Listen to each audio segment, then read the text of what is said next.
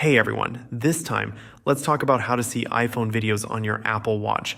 Generally speaking, watching videos on Apple Watch is really limited, and if you manage to do so, it's only a workaround.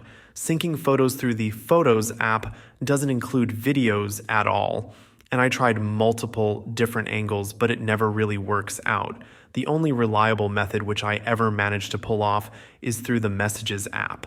Basically, when someone sends you a video through iMessage, the watch lets you play it. And it also includes the sound.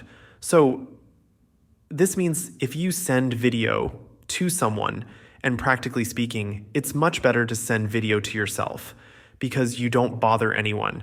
And when you send a clip on your iPhone to yourself, this will always be accessible as a video on your Apple Watch too. Keep in mind that this video can be accessed only with internet connection, so no or limited offline playback. And still, it's not very practical. Apple just doesn't want us to play or store videos on the watch, so we have to work with what's available. Thank you guys for watching. I really do hope that this video helped you.